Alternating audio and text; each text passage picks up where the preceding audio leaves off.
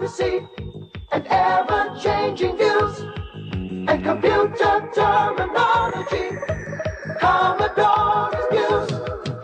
Are you keeping up with the Commodore? 'Cause the Commodore is keeping up with you. Are you keeping up with the Commodore? 'Cause the Commodore is keeping up with you. Are you keeping up?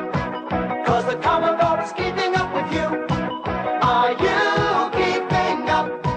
'Cause the Commodore is keeping up with you. Hi, I'm Graham. Welcome back to the Commodore Cave. In the late 70s, Commodore led the pack with the amazing series of PET computers. In 1980, they introduced the VIC-20, which did just as well. And then in 1982 came the Commodore 64, and we know the story there.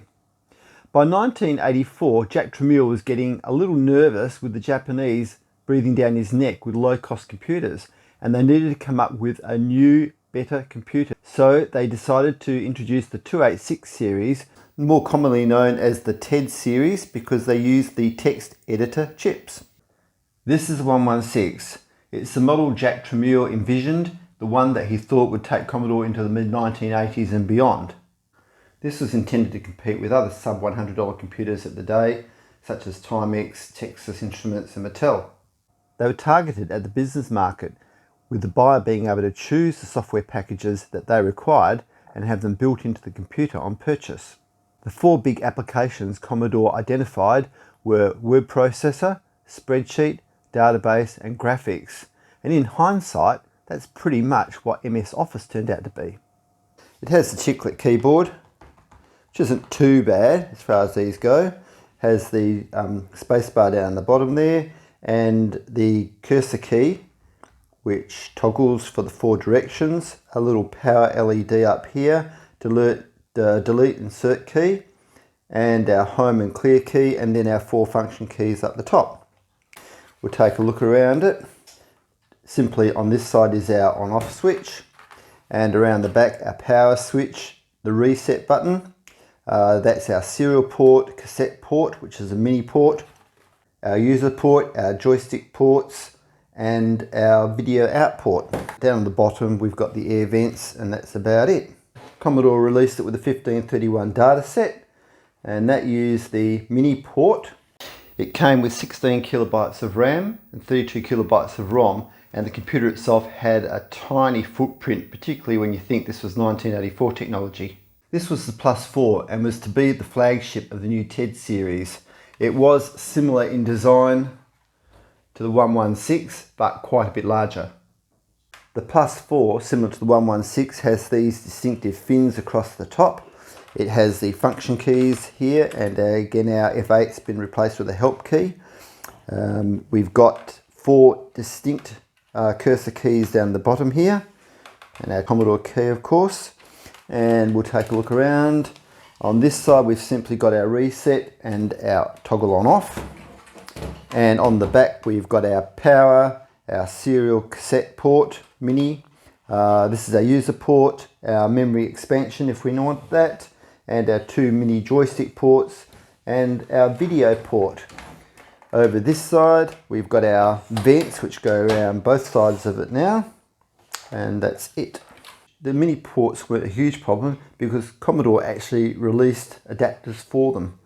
So this one actually would take a standard joystick, and you have one for the dataset as well. And we get our Commodore Basic splash screen, 60671 bytes free, very nice. It comes with this very handy user manual, again well written by Commodore, thank you very much. And comes with this, which is our integrated software manual, complete with tutorials on how to access the easy 4 applications on board. Alright, so I'm not going to go and study that, I can tell you now. I did work out that by pressing F1 it will take you into the word processor. There. It's 80 column, which is really nice, except it scrolls off the screen. But when it gets to the 80 columns, it will wrap. Unfortunately, this will only go 90 lines and then it's done. One of the big improvements with this series of computers was the version of BASIC that it offered, version 3.5. It came with an additional 50-odd commands that allowed you to easily access the disk and also to do things like drawing on your screen. So that negated the need for peeks and pokes as we used in the Commodore 64. In fact, the version of BASIC was the same as the Commodore 64 with Simon's basic commands added into it. To switch into the other applications, we need to go into what's called the command mode. We do that by holding down Control and C. Takes us down the bottom here, and now we need to put in TC, which means to calculations, which is go to the spreadsheet. There's our spreadsheet, very nice. We can switch out of that, Control C, back into our command line, and now we can go to the file manager, TF, file manager, of course, for a database. And there we are in our database. I tried to work out the graphic stuff, but I got to about page 400 in the manual and gave up. Now the good news is I found it will actually run the Commodore 16 tutor. So we do get to hear the voices.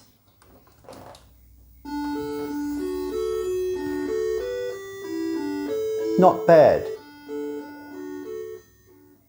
The bad news is the first thing it says to you once you've typed in your name, press the cursor keys up the top here, which is a bit tricky because we don't have them. So that's as far as we can actually go. This is Commodore 16. They reverted to the much more familiar bread bin case, although this one is a lot darker, almost black. This is very familiar to the Commodore 64. Keyboard looks quite similar. However, we've got the escape key at the top here. We've got the 4 cursor keys over the top here as well. And the F8 key has been replaced with the help key. And if we take a look around, we see it's got the mini joystick ports, the reset button, the toggle on off and power. And on the back, we've got the memory expansion port down here, an RF, the video and serial, and there's our mini cassette port. Other side has nothing, and on the back, our air vents. The CPU is running at nearly 2 megahertz. It had 16K of RAM and 32K of ROM, and the display was 320 by 200 with 2 channel voices. Fortunately, I happen to have a tutorial cartridge for the Commodore 16. This will give a new user a basic overview of how to actually get started with this computer.